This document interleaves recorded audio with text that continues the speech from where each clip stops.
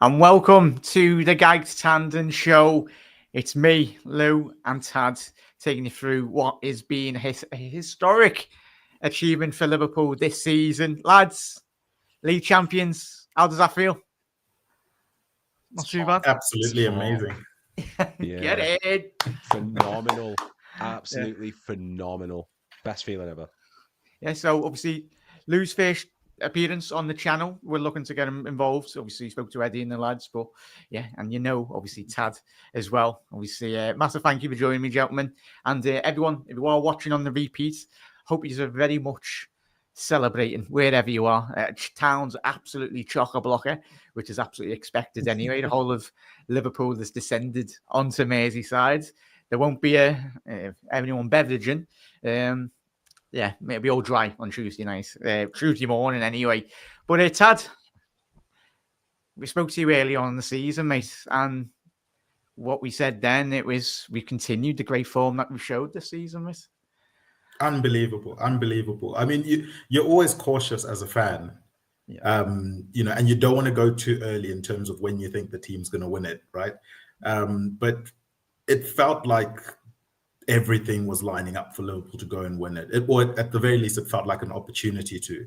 And it's absolutely amazing to go and win it. From a personal level, it took me, from when I was born, the year before I was born is the last time we won it. Yeah. And then obviously we won it during COVID, and then we win it now. But then my son, in his first year, he's watched Liverpool win a trophy, so he didn't have to wait as long as I did. There you go. So that's pretty cool for him. And then his mom's a Spurs fan, so double celebrations. He's quite spoiled at the moment. But yeah, I'm absolutely buzzing that we got it over the line and that everyone got to experience it with the players, with the fans, with the owners coming down and everything. It's just a celebration game. Yes, we might touch on the game maybe in a bit, but it was all about the celebration and finally getting to celebrate one of these in front of our fans. 100%, mate. Lou, obviously, there's been 35 years of Reds fans, as Tad's alluded to there, that have not seen Liverpool lift the trophy. Obviously, it was great to see Alan Hansen passing the guards, really, 8 times league champion for Liverpool. It was phenomenal. And so, yeah, not too bad of a centre half. How much would he be worth? But Lou, yeah, just your thoughts, really, in terms of a historic afternoon at Anfield tonight. I genuinely can't sum it up in a way that's not going to get me emotional. It's a milestone moment as a fan where I will be able to say finally in the future when I have kids and I'm able to tell them, like, I saw us win this, I saw us win this, I saw us win 2005 Champions League, 2019, I've seen us come close to quadruples and FA Cups and historic last minute winners. This is the moment that I will always bring up first.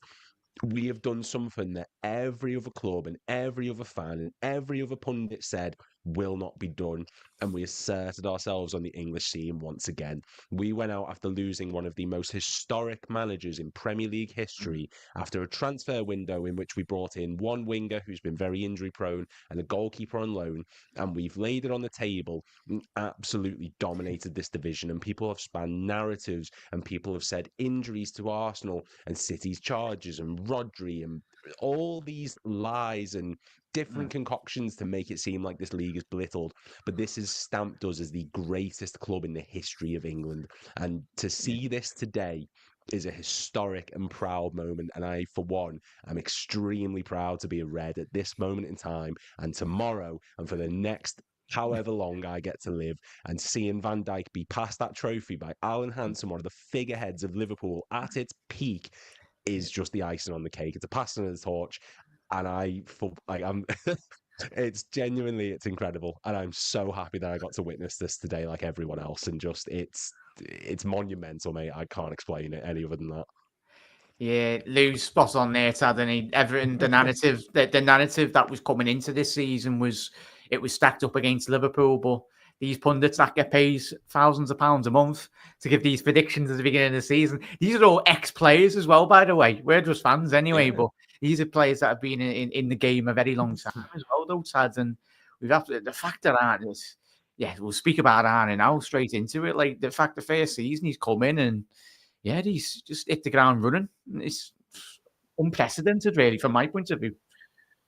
I think it's a perfect transition in terms of style of manager, because you have Jurgen Klopp, who's this heart on your sleeve, passionate manager, really focused on relationships and bringing everyone together. And he was so vital in laying the foundations for what we're seeing now, and he won everything at Liverpool. Then you bring in a manager who is a lot more calculated, a lot more tactical, methodical in his method, probably doesn't show his emotions as much. And we needed that this season. If you think we're heading into a season where Salah, Virgil, and Trent are running out of their contracts are running out. Obviously, it's your first time as Liverpool manager. People are writing you out of even making the Champions League this year. Needed that calming voice in the dressing room to say, guys, you've been doing so well under Klopp, but maybe let's do this a little different, or let's do that. Like he didn't tweak a lot. It was one or two things, but we still saw his identity shine through. And I thought excellent work from the recruitment team. The huge the world that gets criticized left, right, and center, not really signing anyone in the summer. I know we got Chiesa, but to then identify Slot and to hear, now we're hearing back some of the process of that. Slot said, if I wasn't the only choice, I wasn't interested. I wasn't going to do this whole, interviewing for jobs. And I'm assuming him saying that means it happened to him in the past, where he interviewed for jobs and he's the dancing monkey and he didn't get the job. And it's like, I'm doing well at PSG. Like, I have a great life here. If you want me as manager, I'm confident what I can do. Come and get me and let it be me that you want. And it's good that Liverpool got to the process of, this is the manager we want, let's go approach him. They didn't approach 500 managers. Yes, we know like Ruben Amorim were in contention, but they were never in contention in the terms of, you guys come and interview.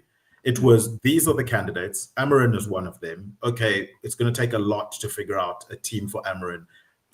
We want Slot now. He's the guy. Then they go and get him. And you can see that approach in some of the transfers that we do and the way we handle transfers.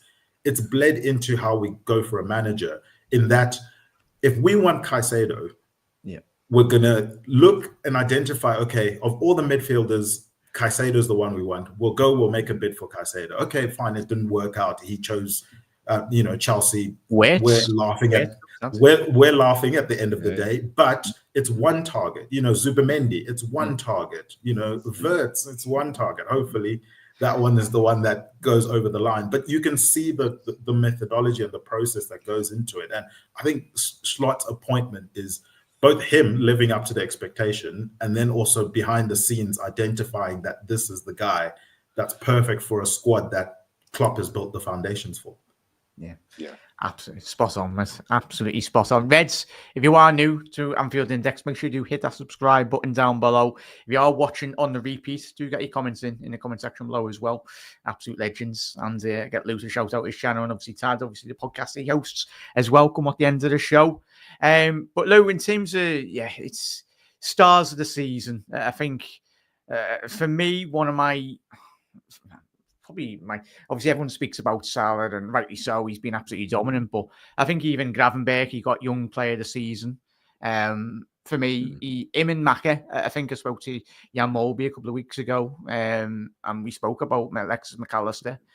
He's a special talent. I made up he's getting a rest, Lou, but is there any players in particular for you, for that matter? I just mentioned Gravenberch, or is it some of the, or just all of them really, because they all are champions. Yes, 20th chat if you didn't know. But any champions for you? Like who are the star players in what has been a glittering campaign? It's a really weird one, because there's no one you can look at in that squad and say you've been poor or below par. I think Nunez and Jota obviously are the only two that you can look at and say maybe you're a bit, maybe Quansah. But I think like the likes of Connor Bradley, who when he stepped in, we haven't missed a beat defensively. He's looked really solid. And Slot doesn't get enough credit, I don't think, for the fact that he rotated Trent and Bradley and he gave us a view of what life's going to be like when the number 66 leaves. And that's a big positive. Kostas Tsimikas turned up big, I think, in big moments. Obviously, Nottingham Forest, they got the assist for Jota. There's no one in that team that you can really look at and think we've had a really, really poor season.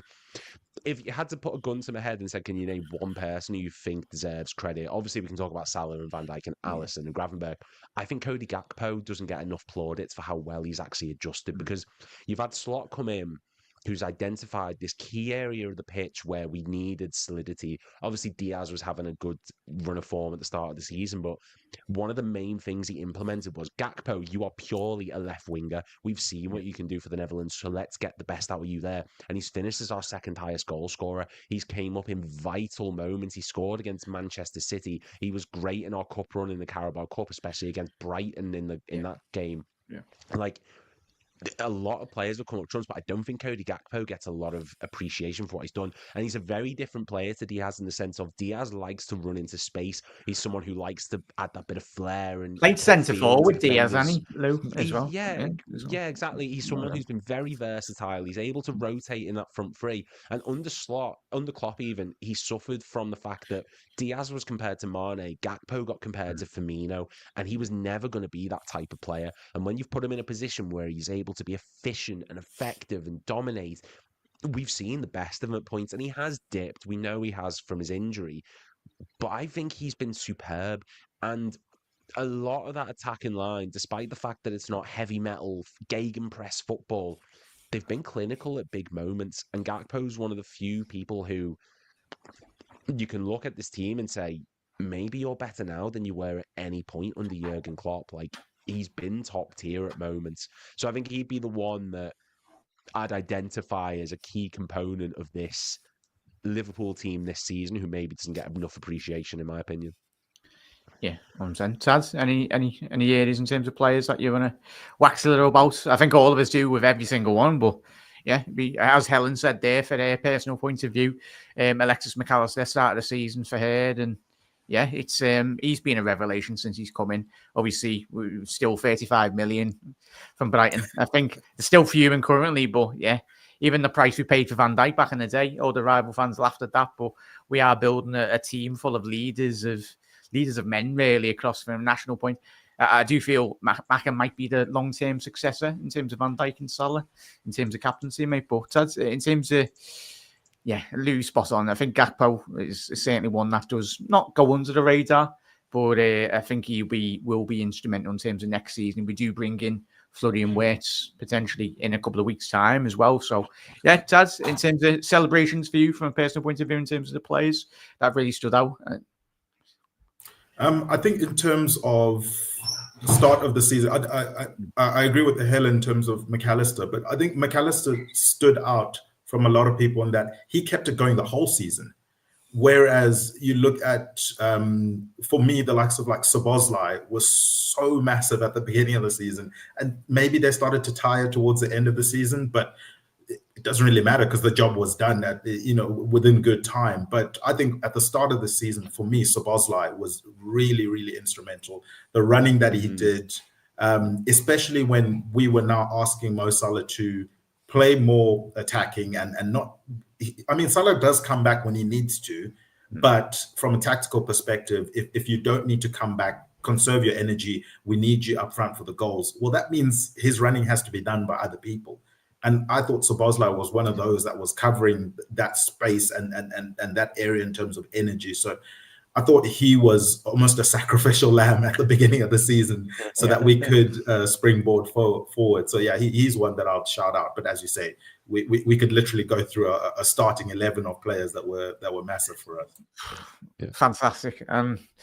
Absolute legends now, obviously. I think we're slightly touch on. I don't want to dwell too much. I don't think any of us really do, because we all know Trent's leaving anyway. But I think we're speaking to Lewis in the green room before we come on air, and I, for one, and everyone is entitled, every single one is entitled to whatever you think about. This is not anyone saying yes or no in terms of that. But I was happy that We sang the Gerrard song. We sang the the Conor Bradley song as well. He got an applause. And literally 1st of June, he'll be gone. He'll be playing in the Super Cup with Real Madrid. Not Super Cup. They haven't won the Champions League. What am I chatting? The Club World Cup anyway. Real Madrid, sadly. For some bizarre reason, Tottenham are in that. Yes, Tottenham. Yeah, Tottenham are in the Super Cup anyway. But mental. I'll ask you lads and anyone chat, what were your thoughts on Trent? Because I personally he's gone. The less we talk about him, he's a legend. He's won 2 Premier League titles, won a Champions League. He's won absolutely everything. He's going to Real Madrid. We crack on, and I think Liverpool will be a much stronger side in the next couple of weeks anyway. But Lou, how did you feel in terms of? I was personally happy. I know it's that he did get the right reaction. I felt for me personally, but I don't know. I mean, I was glad to be proven wrong today in the sense of I said on like BBC and Redmen and like a multitude of things, and I was like, I don't want Trent involved. I don't want him anywhere near the squad. I don't see the benefit. It's just going to turn all the attention off of the league. It's going to put it on him, and it's just negative after the Arsenal game. I was proven so wrong today, and my God, I'm happy I was. I got upset. I cried when he stepped up to get his medal, and I'm willing to admit that I'm a very emotional fan, as I'm sure you can tell. I was very upset when he was leaving. I did rants about it. I kicked off. I moaned. I got upset. I think we were all where, Today felt we were all where, exactly. Yeah. Everyone was, and I think that today I felt okay. You know what? Off you go. It felt nice seeing him actually like getting upset, seeing him getting emotional. We know Trent cares. We're not upset because he's leaving. We're upset because we know what he can do and he's leaving. We know what type of player he is. He's generational. He's the best passer in a Liverpool shirt I've ever seen. He's ahead of Gerrard for me. I think he is top tier. And I'm sad that he's leaving because I know what he's capable of, and we all know what he's capable of. Today was the right reaction. Don't boo him. Don't give him silence. Applaud because of everything he's done. He absolutely deserves that. But to let him know, sing the Gerrard songs, sing the Bradley songs, let him know that he's making a mistake from our perspective. But they gave him the right response. They gave him the applause. They gave him the cheers because he has won every possible trophy. And that's something that not even Steven Gerrard can say he's done. Like, he is a legend of this club. We're upset with his decision. Liverpool fans, back when Steve McManaman was leaving, back in 1999, I think I've got that right. The final game he played, we beat Wimbledon 3-0. He announced 5 months before he was leaving that he was going to be going to Real Madrid. He had 5 months left of his contract, and he got booed and called Judas and all sorts. He got a lap of honour and a round of applause that day he was leaving after the match against Wimbledon because he put in a top-tier performance, and fans were appreciative for what he did. Trent got that today, and we'll always be disappointed and sad, but I'm happy that he got that moment because he does deserve that. And as Liverpool fans, we'll move on. We always have. We always will. But I don't want to particularly see him do amazing at Real Madrid because don't get him next season. It's all right. We'll have to knock him out next season, mate, if we get him. But yeah, it's spot on there. No, yeah, it'd be just our luck. The first group game next season will be Real Madrid in the Champions League. But Tad, from your thoughts in that regard, I concur with what Lou said there. I think. And I get to Duke's comments as well. Chat, let us know your thoughts in the comments. And this is obviously, anyway, everyone's entitled to whatever they think about it as well. But yeah, it was very classy again. But I think last week when he did get booed, everyone, as Lou said, all of us were angry. That was our own way of certain sections of the fan base. Because at the end of the day, we're all fans. Everyone going to ground, they're entitled to do whatever. But I think the fact that we just not let that story dominate it, really. But I think the best way, really, Tad, to Liverpool and us as fans to react to Trent for next season is just winning the Premier League title again and doing the Champions League business next year, mate. Yeah, I don't know if he'll get an invite like Jurgen Klopp got next season if we win it. But I think for Trent, you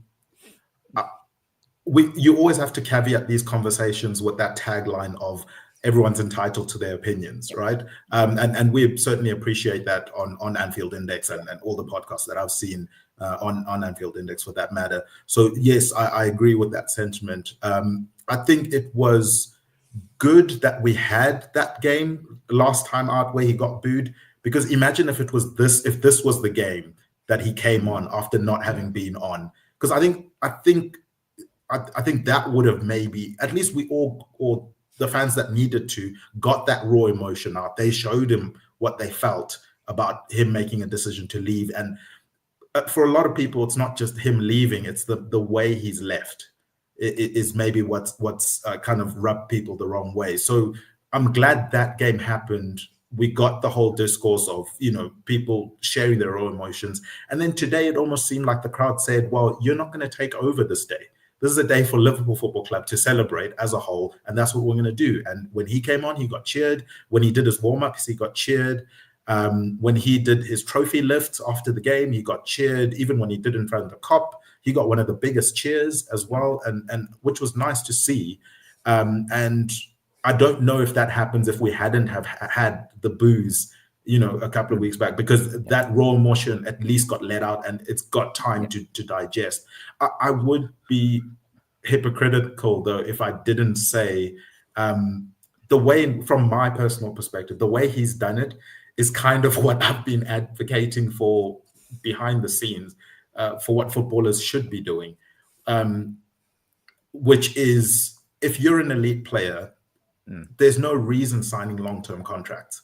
And I don't want to go into the science, the full details of it. I think I've mentioned it on Discord, on podcasts in the past before, but you want to be able to control your career. And I've basically been advocating for footballers to imitate what elite NBA players do, where they, keep their short contracts and then they can dictate how they move, and it shifts the balance of power towards players. But that's partly because of what I do, in my job and stuff like that. And it took Real Madrid to listen to it, and they seem to be running with that type of mentality of getting players to run down their contracts. So I would be hypocritical if I criticized him for doing exactly what I've been advocating for. And I was fine with the fact that he kept it quiet.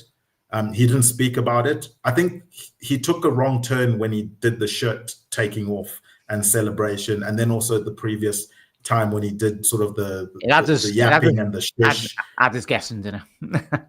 That's the thing. It made people believe again.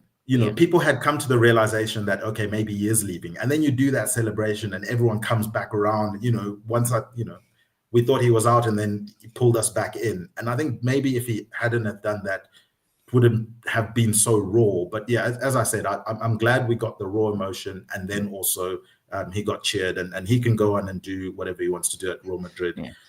Liverpool fans will continue being Liverpool fans and concentrating on those that are at Liverpool. Yeah, as Arne, you could see from his face of thunder really in his interview, but I think he'll be disappointed. I think, and I think we've seen, but he had his presentation yesterday in obviously the training ground, the AXA. But we move on, Reds.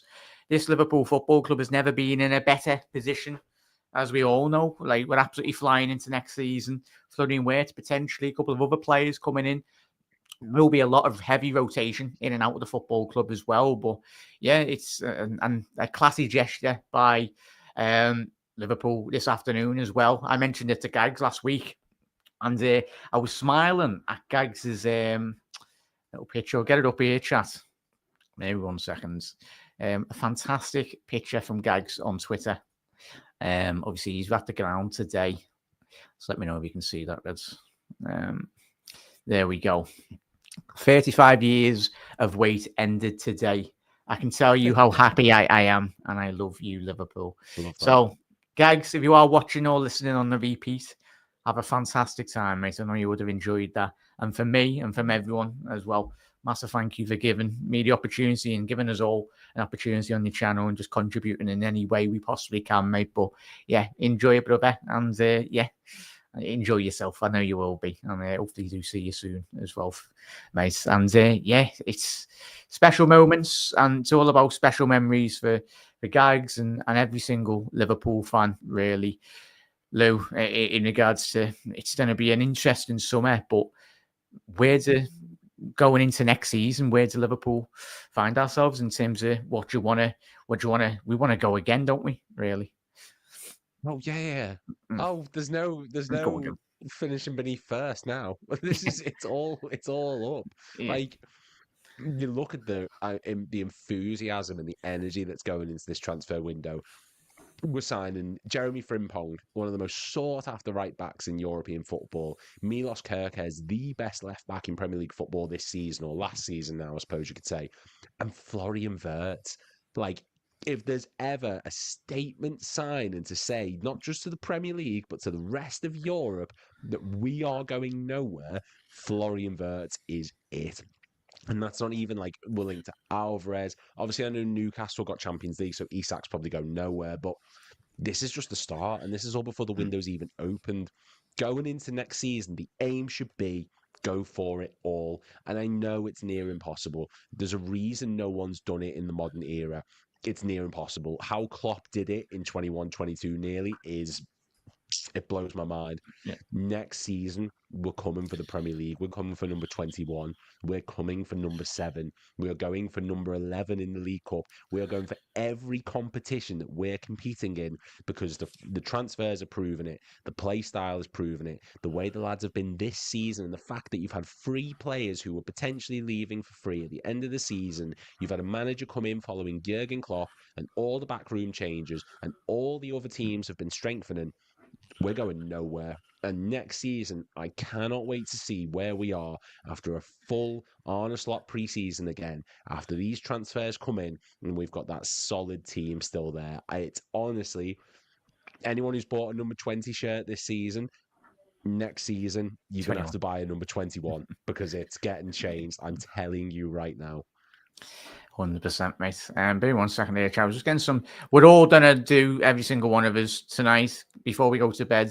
Well, for the next week or next couple of months, anyway. Watching all the great LFC content from absolutely every corner of the ground as well. And certainly, you won't find a Manchester United fan. You won't find an Everton fan, and certainly a Manchester City fan. Probably all went on holiday, especially Gary Neville. Anyway, don't ask him about this season. Anyway, his great predictions. So yeah, Tad. Concur with what Lou said there, mate. Go again, strong again next season. Oh yeah, the platform is set to go, and you can see how quickly Liverpool are moving in the transfer window. I think that gives us every indication that they're not done. They've got an appetite for success at the moment, and I wonder if it's calculated because of what we're seeing from Man City at the moment. Obviously, we know what the Man City off the pitch stuff. I don't put too much weight on any sanctions or anything that they're going to have, but it looks like Man City are in a transition period at the moment.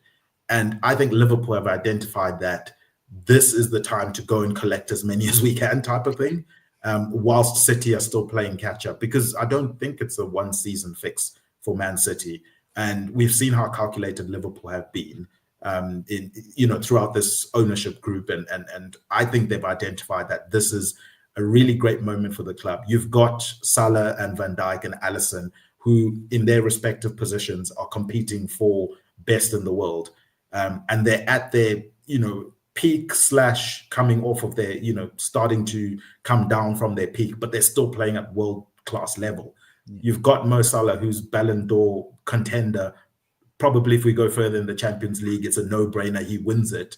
Now, obviously, because of how much weight they put in Champions League, some people are going to and ah about it. I still think he should win it. But now it has to be a debate. But when you've got talent at that level, you might as well go and capitalize on it. We have to capitalize on this because you don't know when the musical chair stops. And the unfortunate thing of football is that it's cyclical. There are good times and then there are not so good times. We just have to make sure that the not so good times don't last as long as they did last time, for us from a Premier League perspective, winning a Premier League. But I think Liverpool have seen an opportunity to go and not only just tie Man United, go and beat Man United and then stretch the lead from Man United and say, catch us if you can in terms of league titles. Yeah, and we will enjoy all their misery at this moment in time in terms of being awful. We all will. But yeah, Reds, if you are tuning in, do drop a like on the video as well. Subscribe to, obviously, Anfield Index. Plenty of great content across the board as well. Obviously, this is the final Gags Tandon show. us here for. I'm filling in for Gags, but this will be back. Gags and the lads will be back next season as well, taking you through all the post-match analysis.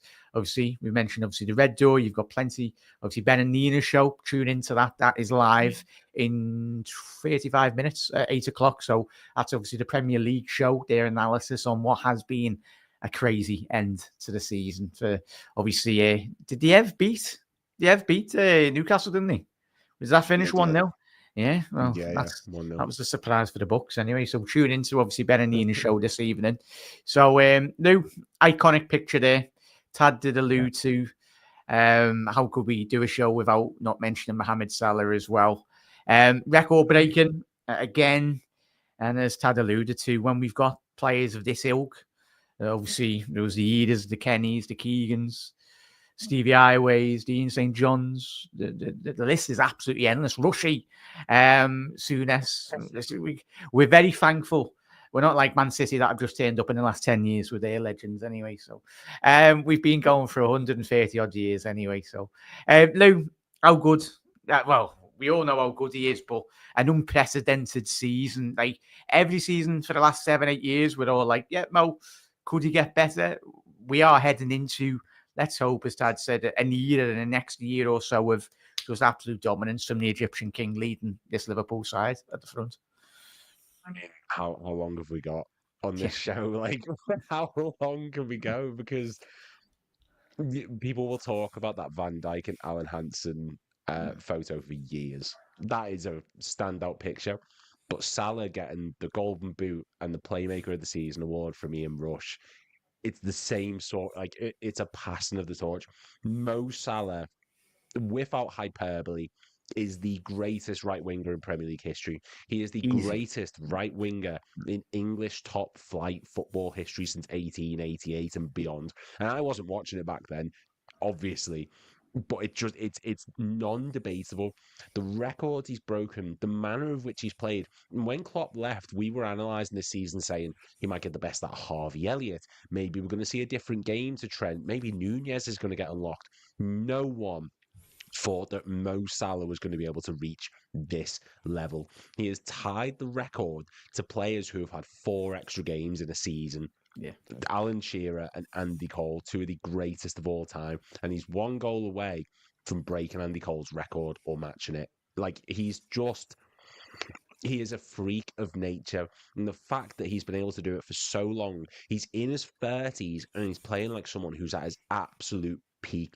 He is my generation, he's your generation, he's everyone's generation's Ian Rush. He is easily in the top 4, top 5 Liverpool players of all time, debatably top 3 if you really want to go that far.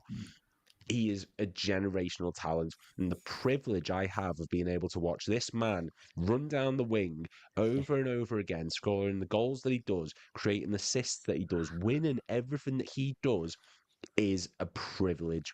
And I absolutely adore this man. And when we lost Mane, and when we lost Firmino, and everyone was saying, oh, he might struggle because the famous front three's left, I admit I was one of those people. He has blown it out the water, because in a season where our 2 centre forwards with Diogo Jota and Darwin Nunez and a makeshift Luis Diaz, he has shined with 29 Premier League goals and 18 assists. That is ludicrous. Like, that is the greatest Premier League season from an individual ever. Luis Suarez 2013-14 couldn't top it. Robbie Fowler back in the 90s couldn't top it. Michael Owen, who was the first ever Liverpool player to win the Golden Boot 2 seasons in a row, can't top it. He is just the best, and I absolutely adore this man. And next season and the seasons beyond, he's only going to continue to perform, because that's just what he does. That is just what God does. And Robbie Fowler's God. This man is pushing it. Like, he's ridiculous. He's an utter freak of nature, and I absolutely adore the man. And give him a statue. If De Bruyne is getting one, Salah deserves one. Yeah, they're quite short of statues outside of Man City, if I'm being honest. But sorry, if anyone, any City fan, I'm not sorry, because Tad, come on now. Yeah, as I said, legends have only turned up last 5 years or 10 years, but yeah, we're the quicker we can get a couple of league titles ahead of them, the better anyway. But Tad, as Lou said there, he's I think to remember that famous interview was the year. I forgot what it was, but it was saying Quadrado's comparisons and other journalists and just him coming into the league. Everyone's like, oh, he's a Chelsea flop and all that. And he was 8-9 years into his Liverpool career, and he signed on for 2 more years now at Liverpool. And can he get better, Ted, going to next season? It's a tall order, but you wouldn't put it past him. If there's one player that can always step it up, it's Mo Salah. I do think he is at that perfect point in a career that every footballer wants to get to, where the game has slowed down for him. Everyone is playing at like slow-mo, basically, and he sees everything, and he's at the peak from a physical perspective. He's at a peak from an experience perspective as well. He doesn't have to run around as much as he maybe needed to in the past, because he can position himself better. He can unlock defenses better. He understands the tactical side of what opponents are trying to do to him.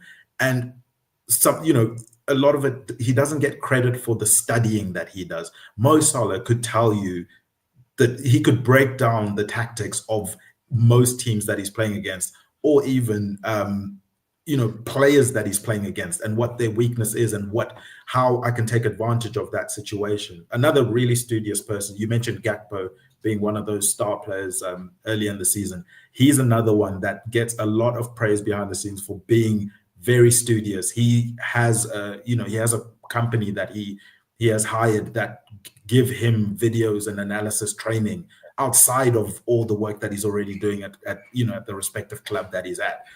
So these type of players, they get to see the game a lot slower than others because of the extra effort that they're putting in. And Mo Salah is at the perfect position in his career. How long that perfect position lasts, I'm not sure. But at the moment, he's Ballon d'Or level, which is quite hard to replicate season after season. But if there's anyone that can do it, it would have to be Mo Salah. And if you think about it, Thierry Henry's best season in the Premier League, Lou was mentioning all the great performances in Premier League history. Henry is probably recognized as the greatest Premier League player in most people's eyes. But his best season was 24 goals, 20 assists. Mo Salah's blown that out the water. Yeah. You know what I mean? He's blown that out the water. So if Henry, who was so glorified, I just don't understand why Salah isn't as appreciated as how we talk about some of these other players. Maybe he will be once he leaves and his career's over and he's retired and was looking back.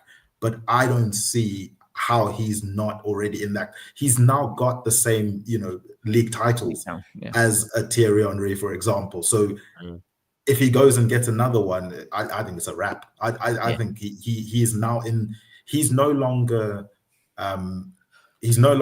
competing against other people for greatest. He's now trying to extend how much he can solidify that he's the greatest ever Premier League player in my eyes.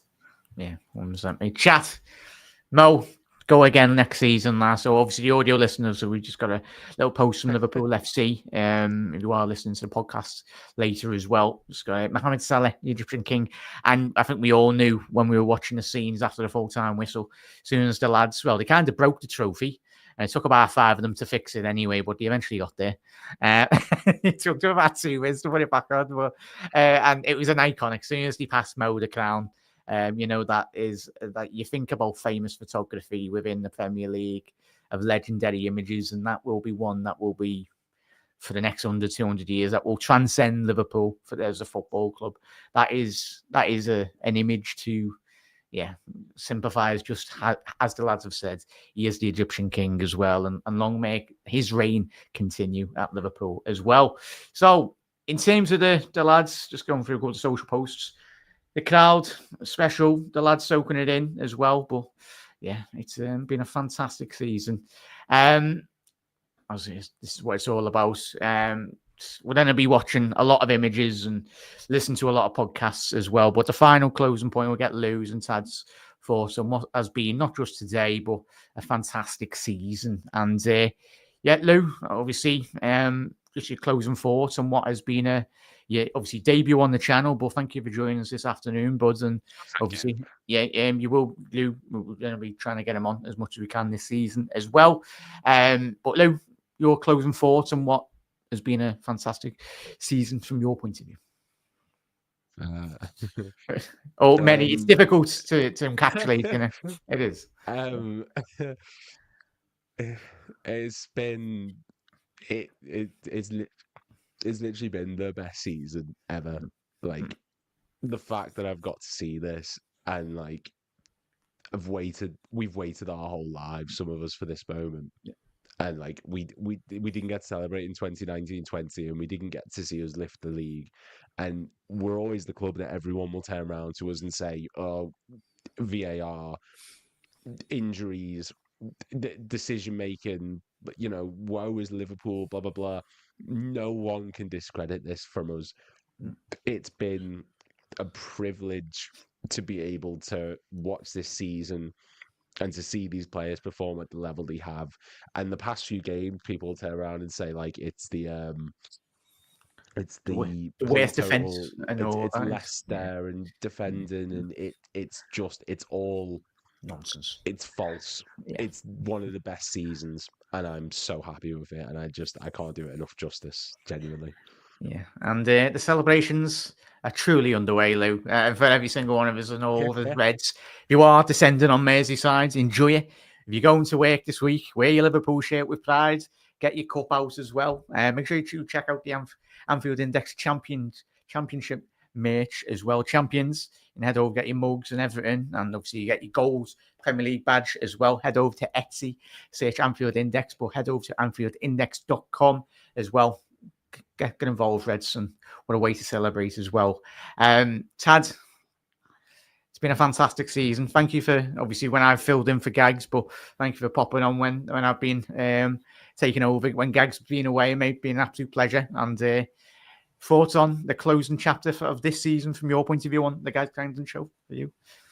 Yeah, huge thank to you, Jack. I mean, you've held the fort this season, and what a season to start watch-alongs and post-match reactions on YouTube. I couldn't get any better than this. But I think from my perspective, it's just to the fans to enjoy it. Enjoy this moment, because other teams will try and get you to play it down and okay, we'll be humble about it. Nah, screw that. Don't be humble about it. Enjoy it. And the fact that Liverpool look like they're going for it again next season, I think is another thing to get excited about. It doesn't appear as though they're stopping at just this league title. So yeah, definitely enjoy it. Look forward to the summer.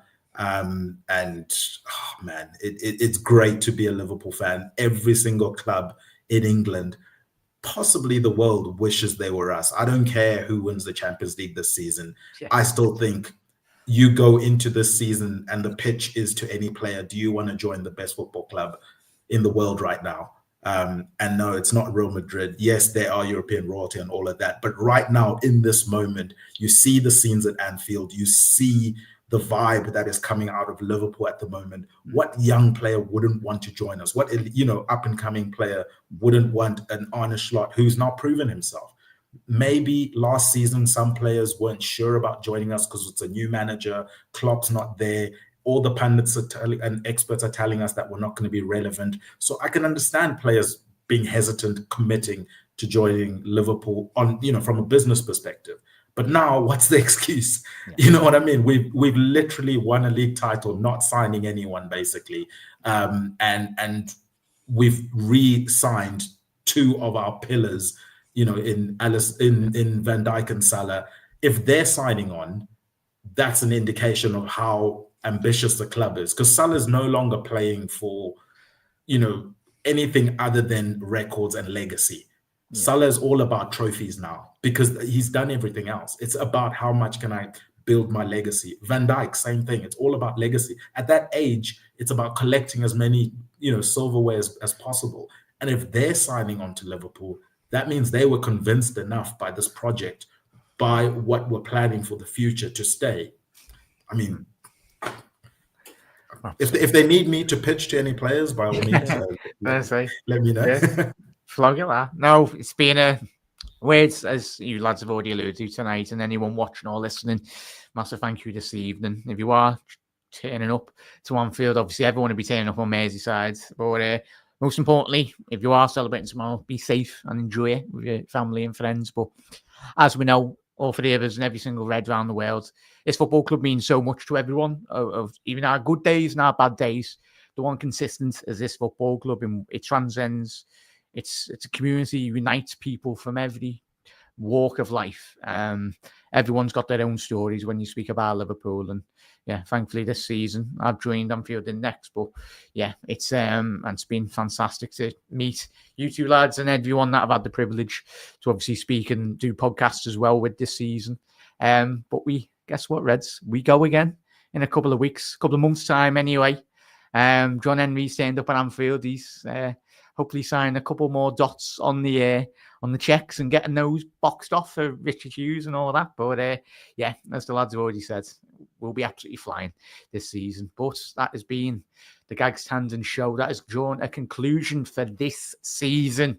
Gags, you are watching or listening, mate, and everyone from Anfield Index, enjoy it. Reds, enjoy this moment and never stop partying. And even when we get into next season, enjoy it even more. We'll have our nice gold badges as well. That'll be sounds. Box that off as well. But Tad, thank you for joining me this evening, mate, and thank you for tuning in. Obviously, Lou, debut on the channel tonight. Obviously, Lou will be joining us hopefully in a couple of weeks as well. He'll be getting involved with obviously Grizz Khan's show, The Red Door, as well. Another show coming back, obviously, to favourite on Anfield Index. But for now, this evening, Reds, or if you are watching in the morning, on Monday morning, bounce into work or wherever you're doing this week with an absolute spring in your step. But everyone, look after yourself. You never walk alone. Liverpool, Premier League champions 2025. Not too bad, is it? Get in there, the Reds.